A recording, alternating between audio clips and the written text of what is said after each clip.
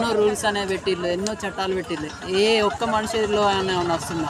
ఇవాళ YouTube open చేస్తే సెల్లులో అచ్చిరాని videos, అచ్చిరాని కథలు, అచ్చిరాని సోషల్ మీడియాలు తప్పించి ఏమన్నా ఉన్నాయా? సెల్తో కూడా ఏమైనా యూజ్ ఉందా? ఈ సెల్లులు ఒకటి ఇంకా వందల మంది, చాలా మంది కూడా ఖరాబ్ అవ్వడం జరుగుతుంది. దీన్ని బట్టి మీరు చెప్తున్నది ఏంటంటే సెల్ ఫోన్ అనేది ఇప్పుడు నియంత్రించాలని అంటారు.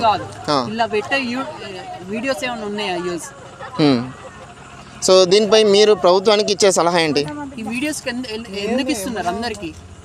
దానికి ఒక పాస్వర్డ్ అనేది ఉండాలి. అది అలాంటి చెడ్డ వీడియోస్ పెడితే యూస్ఫుల్గా ఉండాలి ఏదన్నా ఉన్నా. ఓకే. సో ప్రస్తుతం ఇప్పుడు ఏంటంటే పశ్చిమ బెంగాల్ ముఖ్యమంత్రి ఒక మహిళా పొజిషన్లో ఉంది. సో బెంగాల్ ముఖ్యమంత్రి ఒక మహిళా స్థానంలో ఉంది. ఆమె ఒక మహిళ ఉండి ఇప్పుడు ఏంటంటే మహిళ మీద అఘాయిత్యం జరుగుతుంటే ఇప్పుడు ఏంటంటే తను రియాక్ట్ కావడం పోగా ఇప్పుడు ఏంటంటే ఇప్పటివరకు దోషులను కఠినంగా శిక్షించలేదు.